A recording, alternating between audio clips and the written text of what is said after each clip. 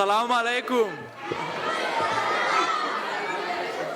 My name is Ian, and I'm one of the students in the class. The second song we're going to play today is named after a city in central Somalia, which is Elbur. This song is originally sung by Salad Muhammad Derby, who I believe is here today. Yep.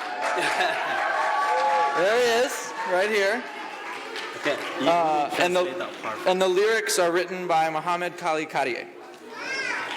Okay, mar labaad iyo mastaxaadud maasantiin heestina loo hees la Elbur waxa lagu magac daray mid kamid ah magaalooyinka Soomaalida waxaana halkan loo sugan Maxamed Salaan Derbi oo ah mid kamid ah fanaaniinta heesa jiray aad u mahadsan Salaan Derbi sidoo kale.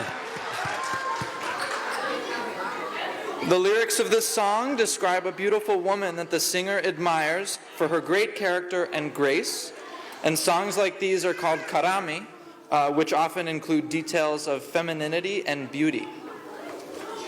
Heestan waa hees kamid ah kuwa ugu jecel laftaydu Elbur waa hees aad u qurux badan oo abwaanka ama qoraaga heestu aad ugu talaxtay quruxda gabadha sidoo kalena uu xeeday ku xuseeyo quruxdeeda iyo akhlaaqda iyo waraageeda marka wata heesta labaad aynu galayna waxa weeye heesta la Elbur aad u mahadsantiin.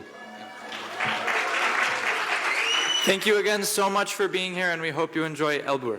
Okay, mar labaad mar saddexaad u mahadsantiin. Maxamed Salaan Derbina waxaan mar labaad sacabka u tunaha kamid gulo sugan yahay qof aad u ixtiraam badan ugu hayo marka mar labaad ku soo dhawaada heestii labaad Elbur.